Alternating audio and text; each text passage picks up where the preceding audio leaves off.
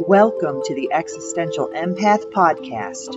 My name is Tanya, and I am an intuitive empath. My intention is to share valuable tools and techniques that I have learned so you can tap into your own inner healer naturally and intuitively.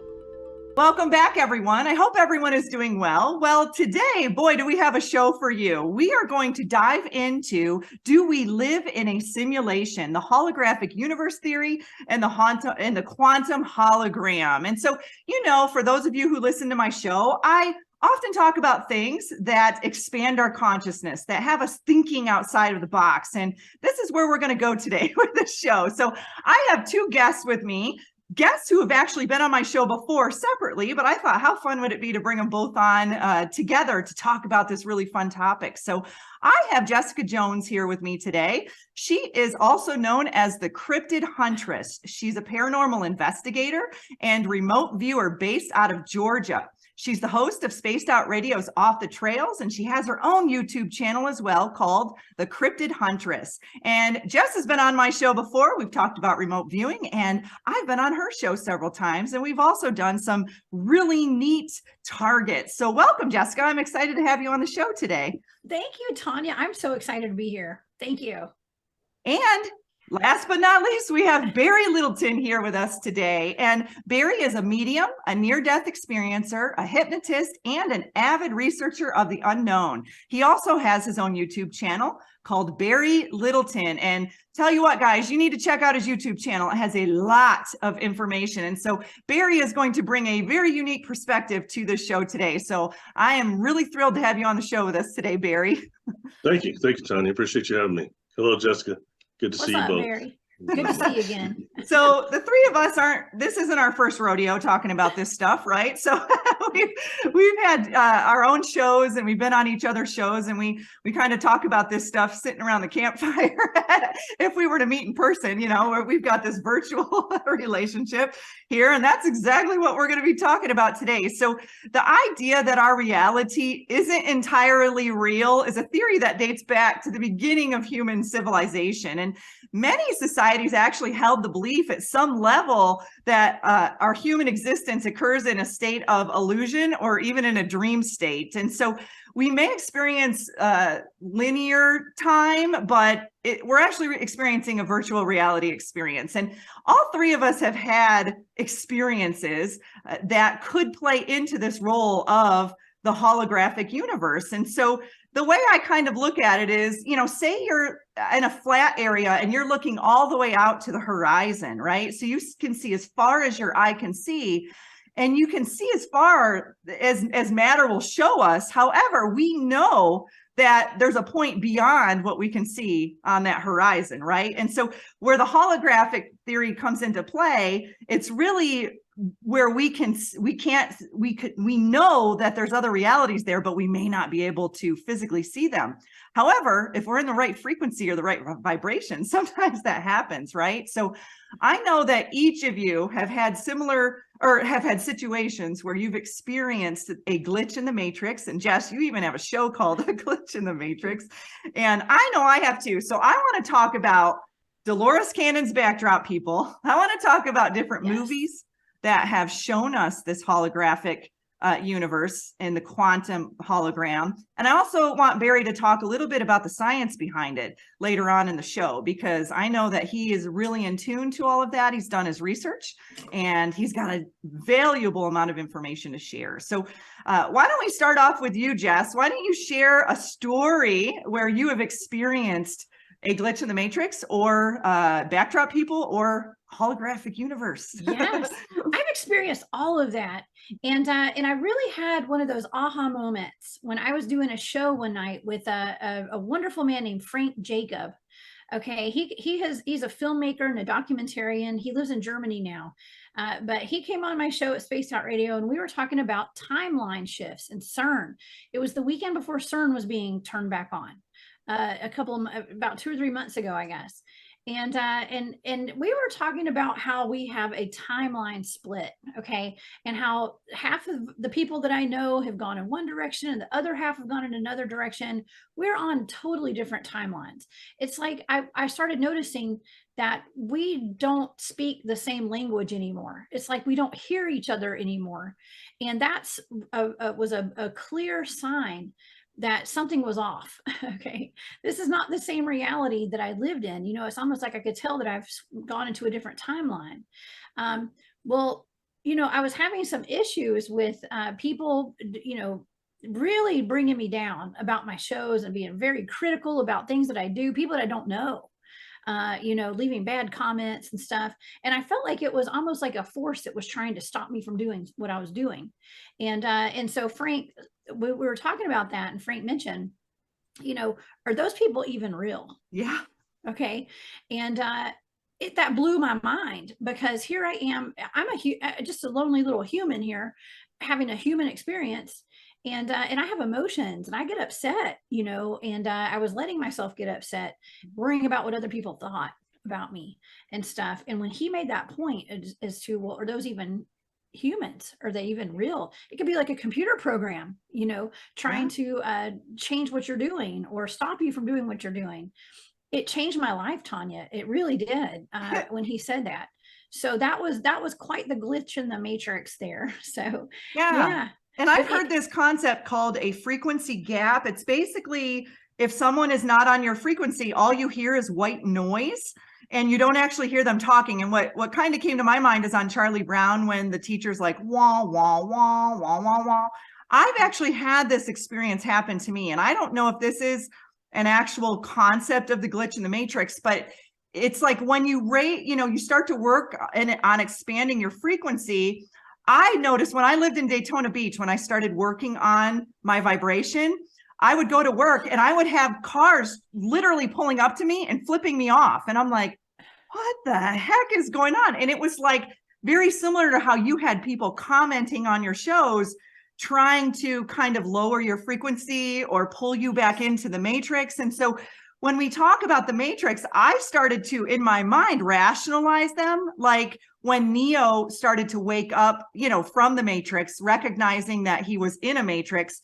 And then Mr. Smith, the guy in the black suit, the Mr. Smiths, I looked at them as those people that were commenting, on your show, or the people who were flipping me off. And I'm like, these Mr. Smiths in the matrix are actually coming in to literally try to not have you wake up, out of the matrix, out of the reality. So, Barry, what are your thoughts on that? What are your thoughts when it comes to, when you start to awaken to this concept and then you start having all these things happen?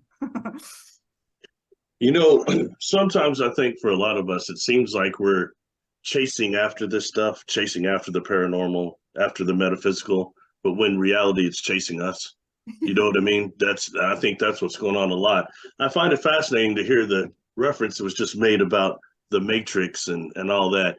I asked a question of Sophia Stewart, this person I used to associate with. She was on their show and talking about how that a lot of those scripts were actually stolen from her, which would be the Matrix also. Yeah. But she said something very interesting. She said she wrote the Terminator also. And that actually Neo was John Connor. Ooh, it's supposed to be the same character. Chills. It's what she said. Yeah, and I guess John Connor would be what happened outside Earth here, as far as the war with the machines. But what did they do cyber-wise and in cyberspace? And that's a whole nother thing. And I think that's really fascinating. It blew me away when she said that. I was like, wow, I never thought about it. That's taking it to another level, You mentioned these backdrop people. Yes, let's talk about that. The type of backdrop people and these non-playable characters that would be like these bots that you just dealt with, Jessica. One day I a while back, I started getting these insults on my YouTube channel from a Joe Schmo, and I blocked it, then another one, all these insults. And I wound up blocking like literally 60 Joe Schmoes. It took a lot of time. I was like, so how many of those were just bots or just insane people or both, Yeah. So I think we've got that part of it also, but then we've got also this, not just what Dolores Cannon talked about, but what I have seen that are inorganic beings, okay, that are in our field of awareness down here on Earth with us, sometimes Earth awareness, but when we actually see them, they look like for me, like sometimes you see energetically when you look at the form of a person, you see like either a type of a mushroom or a spear of a type, oval of a type, is the energy field that goes way beyond their body. But there's a general shape of people. But once you start seeing like that, you'll see other shapes, and especially crowds of people, like these pyramids or these X-looking things, and they're the plasma-looking things. They're different. They're different beings walking around here with us, inorganic beings. And they normally come in twos. Like I seen some on the bus station one day on a bus, but you know what? If you can see their energy, you see that. But cognitive dissonance wise, cognitive bias, they look just like a man and a woman sitting there. So you know what I they mean?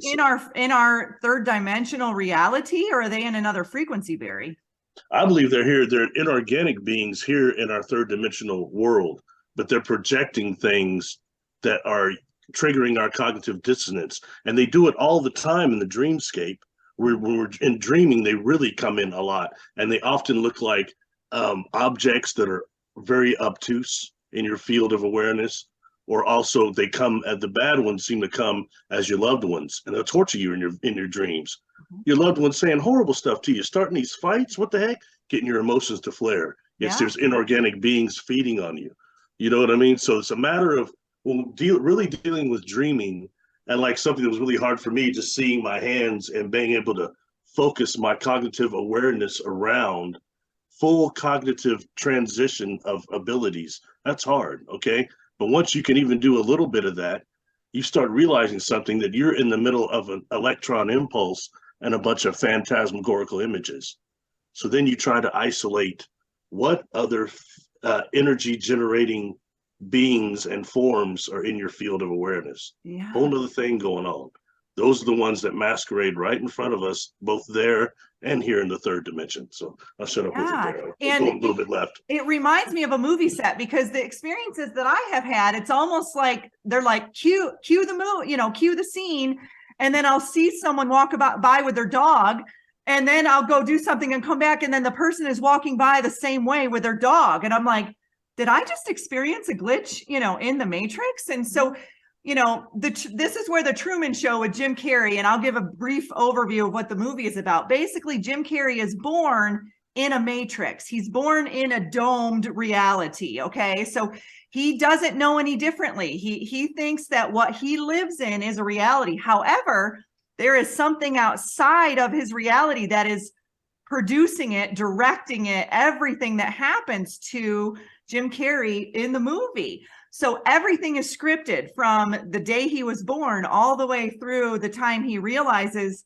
he's actually on a movie set. He's literally on a movie set that appears to be a matrix. Everything is, he's being programmed. He's being, told what to do. His whole reality is in existence because of someone else who's directing his reality. Well, then he realizes he's in this false simulation, this simulated reality, and he gets in a boat and he takes off and he finds the edge of the set and he breaks out of the set, and then his whole world changes. And I look at that as our awakening process. It's like we're kind of in this dome setting, we're in this scene, we're in the set, like a movie set, right? And then we have these moments of awakening, and then we start breaking through the dome, we start breaking through the matrix, right? But, my question is, when we talk about the matrix, I don't see it as one matrix. I see it as an infinite amount of matrices based upon our reality and our thoughts and our emotions and where we go. So what are your guys' thoughts about that? When you say that, you mentioned that movie, it gave me a different reference from another movie, The Last Action Hero with Arnold Schwarzenegger. Where they're in the movie of being in a movie, and then they're in a movie that they're in a movie. Yeah, it's kind of weird like that. Yeah. You're in a dream within a dream within a dream, and you're like, okay, when does this end? And where does this begin? And what's going on? And so Jess, you were talking about how your son's favorite show is Free Guy, and Yeah. Ryan Reynolds is one of my absolute favorite, actors. And so for those of you who have seen the movie Free Guy, that was very enlightening for me because it's very similar to the concept of the Matrix, of the Truman Show. They're all very similar, that they're living in a simulation. And then they wake up to the reality that they're in a simulation, and then they break out of the simulation. So we know that, it's part of universal law that they have to share things with us, right? What they're doing, what the elites are doing, or the powers that be who are kind of running our simulation.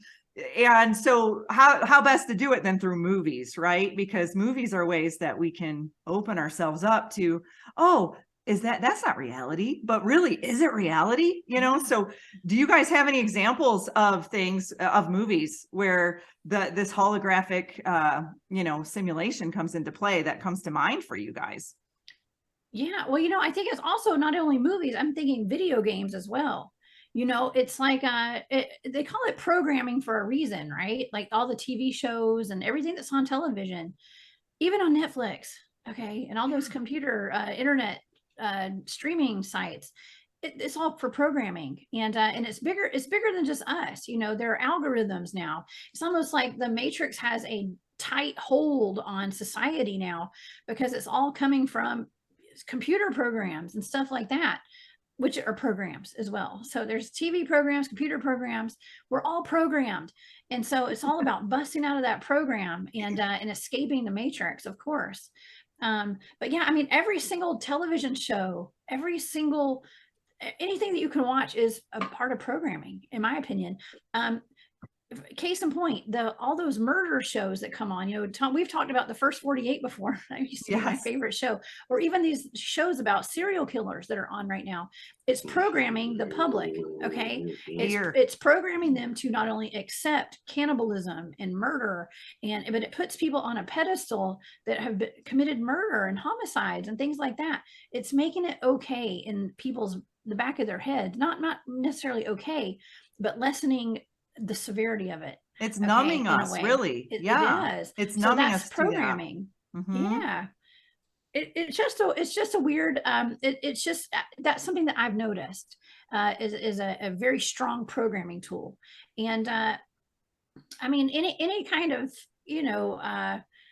gender stereotypes, I guess you could say, and home life stuff like mom and dad, the families, you can just see things in commercials now, and you can see where the people who make the commercials and the TV shows are trying to guide us as a society. Yeah. Do you know what I mean? Yeah, look back at the 50s and look back at the shows, Leave It to Beaver, some of the shows and the commercials, and now look at the shows and the commercials.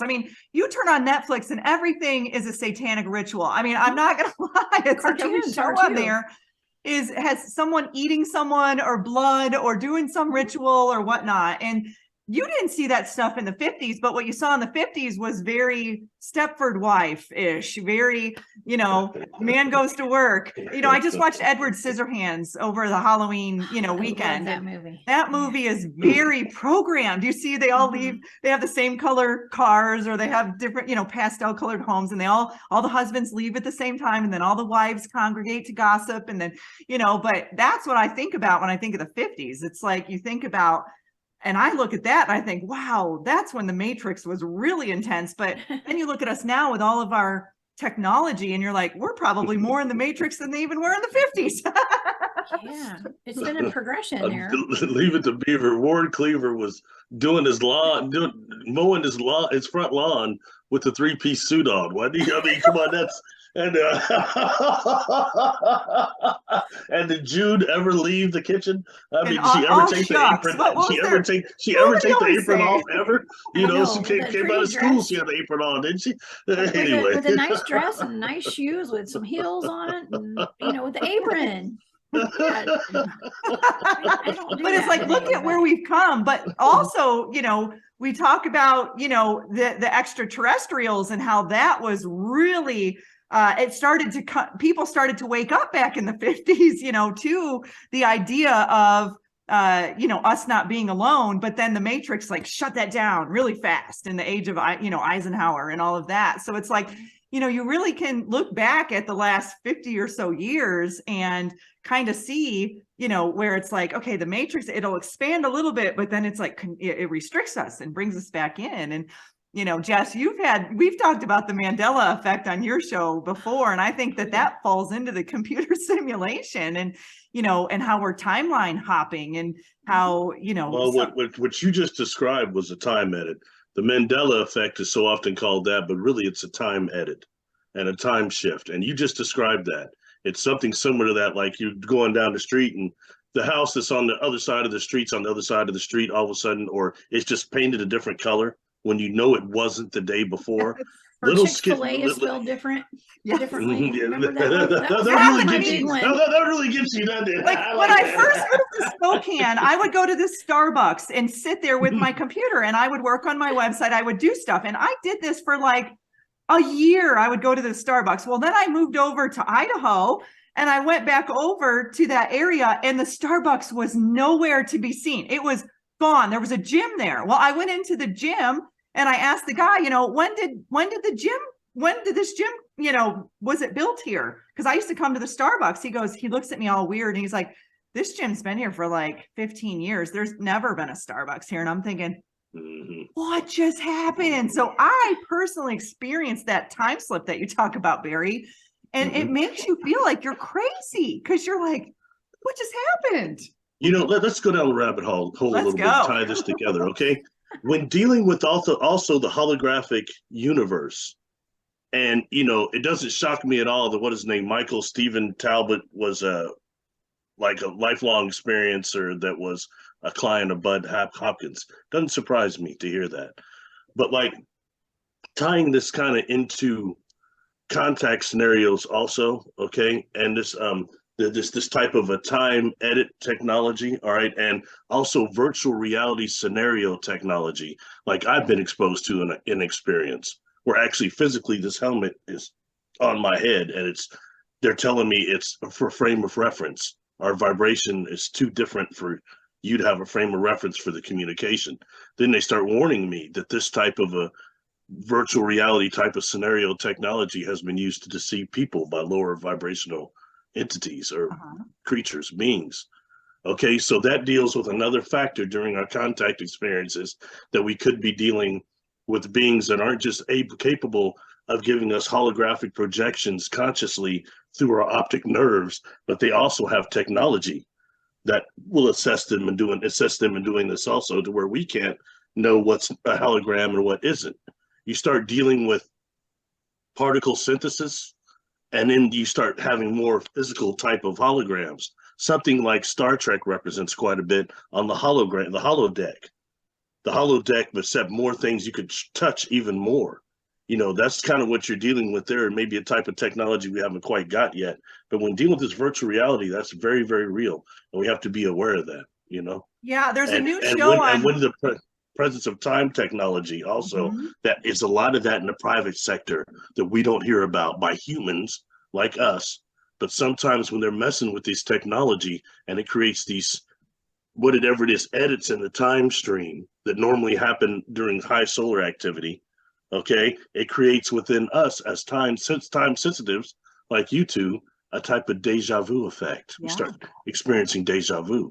So food for thought on that. Just two ways to kind of tie that together between the time technologies and the virtual reality holographic technologies. Food for thought. So it's like, the question is, before we start waking up to this was obviously happening to us regularly. We just weren't consciously aware of it. And now we're becoming more consciously aware of it. Is that what you guys think is happening? Absolutely. Absolutely. Because with that comes also the ability to perceive with our third eye a different type of light. Like now we can like perceive like what's up to what they call dipole light. But then going on what like I saw, like my EFT experience, or some of us have seen during our encounters, it's a type of thing they're calling quadrupole light or octupole light. And it's light that can only be perceived by our higher senses, like the third eye or the crown chakra, things of that nature, not by the physical eyes, because that's why I wonder how that, we'll talk about that later, how that whole thing out there, and nobody could see it. Wow, it was mask.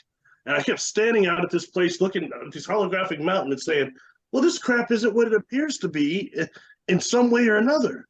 Really messes with the psyche. It does. And so my question is, do these ETs project a holographic image into the third dimension because they don't want to lower their frequency to physically manifest in the third dimension? Is that why they utilize this holographic technology? Yes, but I think they do it through our pineal gland. Mm-hmm. And that's what they use for the actual wormhole itself. The vortex itself is the pineal gland, and they project through that into the outer world.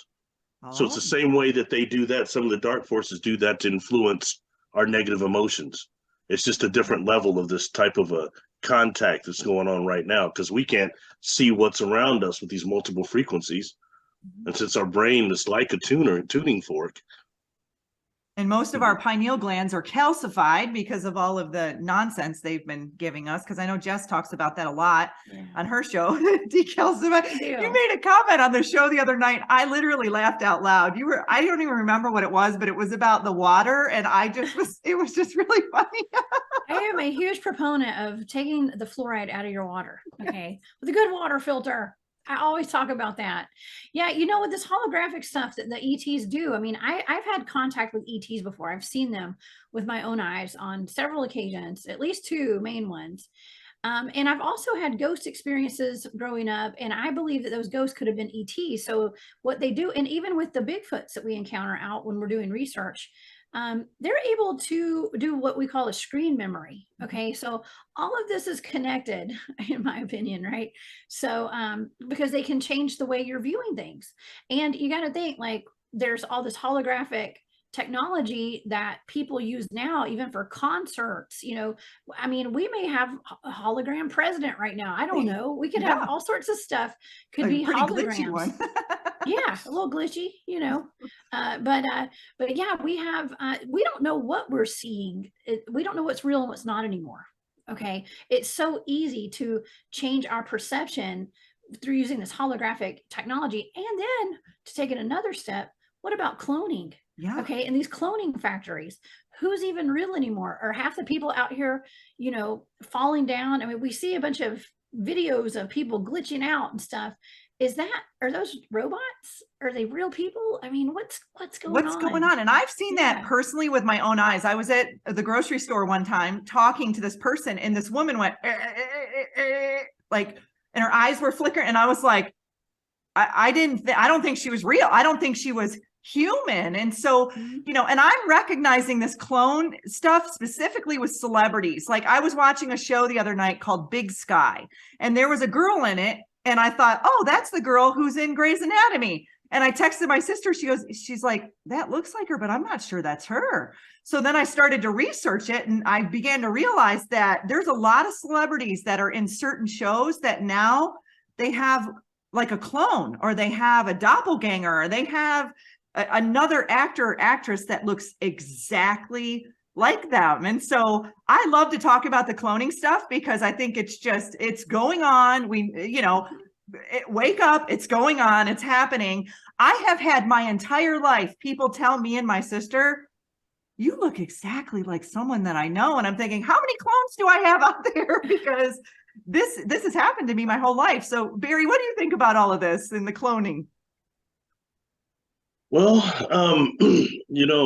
one thing is, as far as the movies go, you have a lot of those actors like Linda Hamilton, Sarah Connor, that has a twin, and you just aren't aware of it, and then her twin is playing her. A lot of that when she's fighting herself, that's actually her twin. So that's the case in some time, or a fraternal twin that we don't know about, and you see them in a movie and you put the correlation.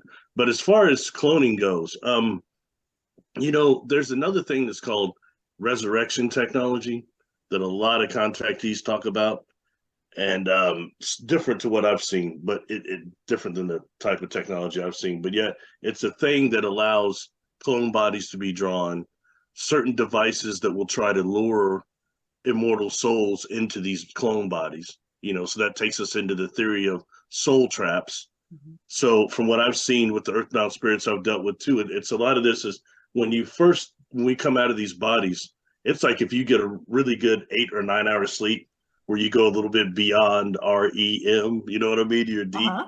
And when that alarm goes off, you hit the button, but for just like a minute, you're kind of just, oh, you know, Or then you buzzing. I've shake had it that where off. I'm like this. Yeah. Yeah, and you shake it off, you get up and go along with your day. But I think the death process is a lot like that. When it first hits us and we come out of these bodies for whatever reasons, especially according to trauma, there's a great shock involved, and it takes a minute to associate and get our discernment going. And in that time, you've got others that can come and try to trick you before you fully wake up. That's when you've got to use your discernment, especially, and try to, so it's things like that just to be aware of during the death process and during any of these beings that we encounter that are non-human. I mean, it's a trip when you're really in the presence. You two both know what it's like when you're truly in the presence of a non-human physically. It's not something you forget, and it's not something that's easy to deal with either. Yeah. So Barry, is an apparition a hologram? In my opinion, the apparition is, I guess if you want to call it that, but to me, it's more a projection. Okay. And I think more of us able to perceive according to our level of psychic ability or psychic development, clairvoyance, because every medium is a psychic, but every psychic is not a medium. So the way we interpret it is just different. Does that make sense? I kind of answer it. Totally. So I can't totally call it a hologram, a projection, but I guess it would fit both is probably the same, but I think a lot of it has to do with our personal ability of perception as well. Yeah, because it's like some people see apparitions and some people don't, but it could relate to the pineal gland as well, how in tune your pineal gland is. Because I know the more I've been decalcifying mine, the more I'm seeing. The more shadow beings I'm seeing, the more of these backdrop people I'm seeing, the more of these apparitions I'm seeing.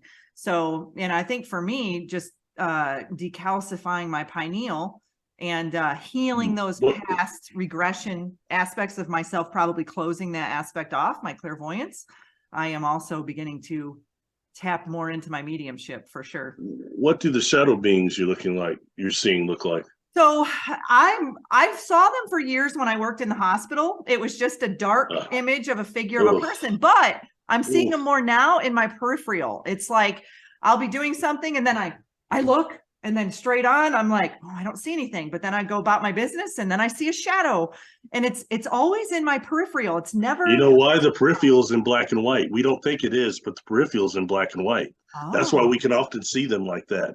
Now, question, sorry to interrupt you. Do you see the spiracles, the oval ones? Have you seen those? Not like that I've recognized. I have seen what you're talking about, like the triangles and the, around people. I've seen auras. Occasionally, now I'm not seeing this daily. It's not like every single person I see these things, but I am noticing I'm seeing it more frequently than I had in the past, for sure. You seen that man? Mm-hmm. Have I seen what? That man? No, not yet. Oh, wow. I was talking to, I had a guest on my show, Jesus Payan, and he talked about the Hat Man. He's woken up in bed and there was a Hat Man in his room. So like a hoodie. Oh, it's like that's a different one. That's a different one. Oh, that's a different one. One's a different hoodie. You got the hoodies, and then you've got the Hat Man. I've seen the Hat Man, Jessica. I have not seen the Hat Man. A lot of people have seen the Hat Man. I've not seen him before. That I remember. So is it a shadow being, or what is the Hat Man? Oh, this to me looked like a person walking at the end of my street, but they were surrounded with it's kind of like some people, they just have a dark cloud around them. It was like that type of a deal. This individual, it didn't do anything to me, but I know that it wanted me to see it, to perceive it. So, and then that's the only time I'd seen that. But, we get these different inorganic beings that I've seen the ones that were more oval attack someone by attacking to the crown and elongated down to the sexual chakra and start pumping them with negative emotions, stinking thinking, so to speak, feeding on their aura and their energy in that way. So that's real serious, the amount of predators we have here and the different ways that they seem to manifest into our reality. It's this place. Sorry. Yeah. And so it's like is that all a part of the simulation? It's like, okay, are those projections of our thoughts or are those real, or, you know, what are those when we see a hat man or a shadow being or a backdrop? What is inorganic beings? Inorganic beings. We so often think that all life is organic. We've got this life that's inorganic here, and the densities of this planet, there's a bunch of them, you know. So you've got those that can phase density close to us, and then once they do that, they start projecting things, that energy that mimics something that we'll understand, you know what I mean? Or we can't accept seeing what it actually is, and we need that cognitive dissonance bias to see something that we can understand for a frame of reference, so we don't freak out. You know what I mean? So it's easy, and then in their dreamscape, they can just use all that stuff, those phantasmagorical images, to influence us and appear anyway. You know, I think another good movie worth referencing is probably my favorite movie, Dreamscape, with Max von Sydow and Dennis Quaid. Do you remember that? I have not seen that, but now it's on my list. I'm going to watch it. It'll shift you back to the 80s for a minute, early 80s, but it's a great movie. Great movie. I feel like a lot of the good movies were back in the 80s and 90s. I mean, I've been going back and watching them. There's so much disclosure and so much information in those movies that I used to watch as a kid. I mean, just the movie Labyrinth and, you know, all of those movies, you just go back, and Star Wars, Superman, Star Trek, all those movies. I was a huge fan of those, and now I know why. It was like kind of waking me up slowly as a kid, you know, to the actual reality that we're living in. There was Tron. Do you remember Tron? Tron was about virtual reality. Yeah. Used to play that video game. Yeah. So it's like, there's so much that kind of incorporates this, but Barry, I want you to tell your holographic mountain story, because I think that is like a really good, you know, kind of indication of, you know, what you perceived in that instance. And it wasn't just you, there was other people there, right? That experienced it too. Just one other person. Yeah. I was at this, that ranch at Mount Adams, and it was about probably 2 a.m, and we were walking, me and this gentleman named Albert, younger than me. We were walking, we walked by this thing they call the Pleiadian Circle. And we're standing there talking, and I keep noticing this. At first, I thought it was Venus, okay, because it's very bright, but it's on the side of this pine tree. And he's talking, I keep watching it, and then it starts kind of moving, okay, indication there immediately. And finally, he says something, do you see it? And I say, yeah, actually, I've been watching it, and it moves to the other side of the tree as soon as we're talking about this. Then it moves out a little bit more and starts morphing. When it morphs, it becomes from one light into about 5, goes back vertically, then elongated and goes back, okay? This time, the gentleman is starting to kind of breathe heavy. That's standing there with me. This thing moves over to a mountain range on the side of Mount Adams, on the left side there, that is called the Sleeping Lady, okay? Because it looks like a woman kind of laying down. And this thing starts descending over the top peak, which is, I think, called Cat's Peak or something like that. And as it descends down, okay, it's bright, it goes out, goes down and goes out. Then after just a couple of seconds, it re-illuminates. And when I say it re-illuminates, I can see it through the mountain. Oh, wow. And I'm thinking, okay, we're pretty high up in the mountains. I'm from the Midwest, and maybe the air has gotten to me or something. You know what I mean? And I must be seeing, my visual acuity must be off. And it actually went down in front of the mountain and then re-powered up and re-illuminated. But then it does it again. It goes out, it comes back on, it goes up above the mountain, and it does it again. Okay? And at this time, Albert is leaning over like a football player, breathing really hard. And I had to ask, what are you seeing? And he starts saying, it's got to be a trick. And I had to know, because this type of delusion, fortunately, is not shared, okay? And he starts saying, this has got to be some sort of trick. This is sort of hologram. I can see it through the mountain. And this went on for a little bit till it finally the mountain moved down a little bit more, then it just went out. It was gone. Wow. And this really, really, really threw me for a loop. Okay, it's one thing to sit here and talk about Stephen Talbert and the Holographic Universe and Star Trek. That's one thing, but to see this really pushed my boundaries of perception. I think it's cool that someone else experienced it with you, Barry. So it wasn't like just you like shaking your head like, did I just experience that? Someone else was obviously experiencing it too. Yeah, and that's what I want to know. So I started asking some quantum physicists and astrophysicists this light that I saw that projected this holographic thing. That's how I found out about quadrupole light, octopole light, and things like that. That are scientifically things they're starting to prove now, because something was going on there. And I mean, to a point of where I even went, and I want to emphasize this to anybody: if you've had experience like that, do not be afraid to go sit down and let somebody professionally hypnotically regress you for that event. Don't let anybody tell you, oh no, don't do that. Who are they to tell you not to experiment and explore your own consciousness? They have no right when you've experienced something like that, because something like that happens. We get so much information on the superconscious and the subconscious level, the theta, the delta levels. We get a bunch of information transmitted on vibrations that we're consciously unaware of. So explore that, you know what I mean? Look into it. And I'll tell you, that whole range there next to SETI, oh, just said the name, sorry, is not what it appears to be. Yeah. Oh, you're right. And that's in Western Washington. And I agree with you on the hypnosis, Barry, because you and I both provide hypnosis services. And I've regressed people that have had ET experiences, Sasquatch sightings, and if you have holographic experiences, I really do encourage you to not be afraid to have a hypnosis session. And I don't even really call it hypnosis. It's more just getting into that theta state and diving in there in a meditative state. And yeah, you know what it's called? The totality of ourselves. Yeah. That's what it seems like. And what Jessica had mentioned earlier, she mentioned the screen memories.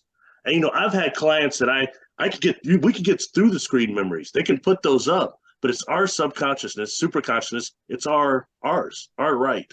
And there are ways to get through those screen memories. But you're right, Jessica, those screen memories are a big part of holographic technology and deception. So is there a way other than hypnosis for us to get through the screen memories that either of you have been successful at? I've heard things about NLP, neuralistic stuff, helping with it. But in my personal opinion, it's not as effective as like cognitive behavioral hypnotherapy. I think that's where it's at. I think that's where we need to go. That makes us more of the totality of ourselves. It's so weird when you know how it is. You got somebody there like this, they're completely knocked out. They're like a flopper, what you would call them, but they're so alert cognitively and so on point. To the point, then you bring them back. It may take 10 minutes to emerge, and they sit there. Well, I don't think it worked. Yeah.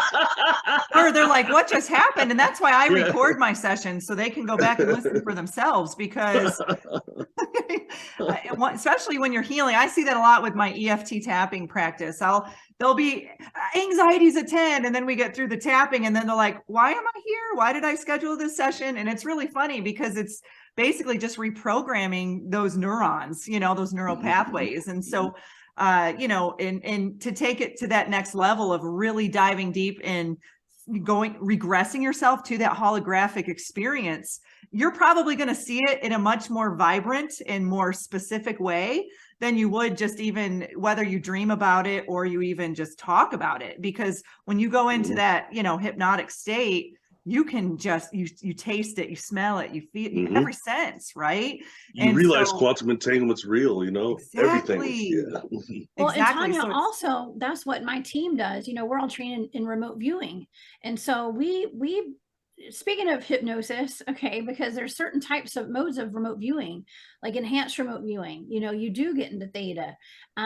We can go and see what these holographic, memories are through remote viewing. I mean, that's kind of why we learned remote viewing, is because we were having ET experiences out in the field. We were doing Bigfoot field research. So now, were they really ET? Well, we've all looked into it, and so our team knows. It's all kind of between our team, but we're able to see that. So there are ways to get around it and find out what's really happening out there. That's really cool, Jess. I didn't even really think about that you can remote view that and dive a little bit deeper. That's awesome. And see, there's so many ways. And I think it's getting into that theta state, because that's the sweet spot, and I do that practice myself, meditating and getting into the theta. And I can sense when my soul self or my higher self comes in and it's doing things and it's communicating with me and it's healing things within my third dimensional avatar, you know, and so we have those capabilities. Man, I want to talk to y'all about something, and it's going to take us off a little bit, but I got to share this with somebody, and you are the two people to talk to this about, all right? Let it rip. And it's weird because I ran into a friend of mine that's very gifted, and they knew this. You've had an experience again, haven't you? I had another experience, all right? And I don't have those like that anymore as much, but this is what happens, all right? It's late at night, and I'm practicing this pranayama breath. Okay, don't laugh. It's called the dog breath. Okay, I've heard of you it. get Yeah. down on all fours, and you pant, and you stick your tongue out. And it's very bizarre looking, but man, it really is just takes to another level oxygen wise. Okay, I did this, and I'm sitting in my kitchen, and it's pretty much almost pitch black in there. It's very dark in there, right? And after that many breaths, I'm kind of just blissed out a little. And then all of a sudden I'm looking and the room is illuminated. And I'm sitting there and my body is drifting by. I look at it again, and I'm still in the kitchen, definitely. Close my eyes again, and the room's illuminated again. And then I start feeling the vibration. Okay, a vibration I felt with some of these craft. Oh. Okay, and then I become very aware as I start shifting my awareness around. I can see these beings standing to the right of me it's these, like almost one of the ships I've been on, it's these cubicle things it's like a standing station. There's like 3 or 4 of them right there, 3, I think. And they're viewing me. They're remote viewing me. Like they knew you were going to do this. And then when I start looking, I start really paying attention to them. And then they start looking at each other and they start kind of panicking a little. Like, oh, he's caught us. And I'll tell you what exactly this felt like to me. There's a thing called a pure conscious craft, which actually materializes around us as contactees. And they do it through densities. They like pulse into this density and materialize around us. And then consciously, it's all symbiotically going on before they even become physically. But I think these individuals only went to a certain density and have been remote viewing me. And I think they're doing it all the time.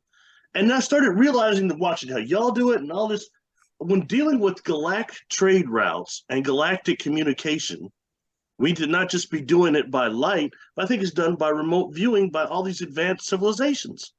That's probably why we're good at it, Jess. Yeah, especially because, I couldn't accept that sometimes you have this experience and you're thinking like a whole civilization, a whole federation is stopping what it's doing to communicate with just you. Millions of beings, maybe. You don't think that's possible. That's exactly what's going on. And sometimes we're dealing with this at a higher conscious level with these type 4, type 5 civilizations. We're talking about, sorry, I'm getting excited. No, we're talking about the quantum hologram, which we didn't really go into. I'll breach it real quick, okay? Yeah.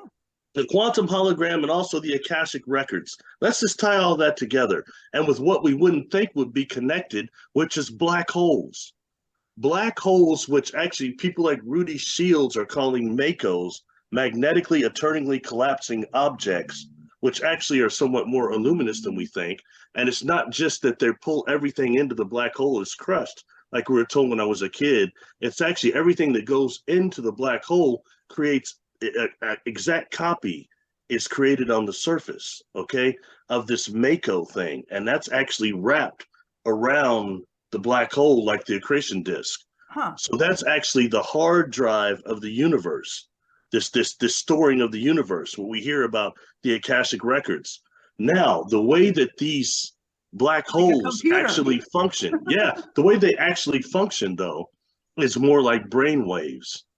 And the conscious waves from our creator come in 2 ways, spherical and helical, okay? And spherical is especially important in this universe based on what we see, the spin, based on universes, based on the electron, all the way up to galaxies, to the solar systems. Everything's kind of based on the spin for the most part, right? So that takes us into this, something in our bodies that are called microtubules. Mm-hmm. And the microtubules for this one, let's regulate this to the brain. And the brain has something called mirror neurons. And the mirror neurons function just like what I just described as this quantum hologram. As I'm telling you this story of contact, you're seeing it. Okay, you're living it. That's just mirror neuron networks that's doing that. That's the same as a quantum hologram. So when dealing with these MACOs, how will we access them? Do we get on the Enterprise and take 100 years to get there at warp 10 even? No, we're going to access it consciously through the brain waves. This got me to asking people like Rudy Shields, these other scientists, well, how fast do you think the speed of thought is? And they gave me some sort of experiment that was ready to double something, and they think it's somewhere around 100,000 times the speed of light. Wow. So that's going to be almost instant. Telepathy. Boom, yeah, boom. And what's weird about the microtubules I mentioned and the mirror neuron network, the microtubules of the brain occur in two ways, spherical and helical. Mm-hmm. So we can interpret that information from the MACOs. I'm only bringing this up because it's so popular in New Age right now. Oh, it's the Akashic Records. Yeah, no, it is. Yeah. It's almost become almost a cheesy thing I hear is metaphorical in a way, but really, truly, what is that? Based on when Edgar Casey's the first one I ever heard say it. Mm-hmm. And it was the records of time and space. How? What? Well, we just know something now. And what I just said is based on data they're collecting from these observatories about black holes. That's not just awesome. me talking. Anyway, I'll shut up now. Thanks for letting me say that. So and I think that goes into the hologram. And sorry, one thing. This accretion disk, okay, and everything that goes in. When we start dealing with type 4, type 5 civilization, as they're calling them now, which means that when you get to that level, like right now, we're type 0, we're using fossil fuels. Type 1 means our primary power source will be our star, our sun. And then when you start going into 3s and 4s, they start using space and the fabric of space as their power source. So a MACO would be a prime way. So they're utilizing that. That means they're using the quantum hologram, becoming a part of it. So my friends, I'll shut up, but some of these civilizations may no longer be in existence, especially the way we're seeing things, but they still would exist within the quantum hologram and the MACO and can interact with us through the divine field in our brains and our brain frequency and the microtubules. That's why it's so important that we don't just get completely inundated with reptilians, grays, anal probes, all this orbits, SSP. Not that that doesn't exist. And I feel for those that's happened to them. Yeah. There's a lot of us that have a different type of contact when I'm talking about, but we're strong enough through free will to bend that and actually change it to a negative encounter. You can be having higher beings maybe communicating with you through the divine field, but you're so tripped out and entrenched with all this other stuff, you're making that and morphing that into the reality you're living. Absolutely. You're physically manifesting that reality. Absolutely. Based off of your thoughts around it. So if you've been programmed to fear grays since the day you were born, and then you see a gray, you're naturally going to be in a fearful state. But if you've never even heard of one and you've never even been subject to one, and then you are in the presence of one, I think of like a child. When a child interacts with, a being, usually they're in a state of awe, or they're in a state of curiosity, where us as adults, maybe we've been programmed to fear that. And so, Jess, you and Barry, you talked about how they're watching us remote viewing. Well, when Jessica and I did the remote viewing of the Dark Pyramid in Alaska, I actually was seen and I buzzed out of that. I was like, oh, like I had actually gotten caught being in there. And I think you've had those experiences too, Jessica, where you've done a remote viewing and you're like, I can sense that someone knows I'm here. Yeah. Well, I oftentimes remote view Bigfoots, okay, and ETs too, things like that, any kind of paranormal attacks and stuff.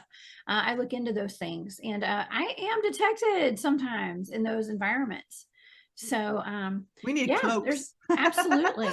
Yeah. And going back to the manifesting as well, we talk about the fear and the programming of fear. And if you think about it, we are pumped full of fear all day long and all night as we sleep. I swear we're pumped full of fear.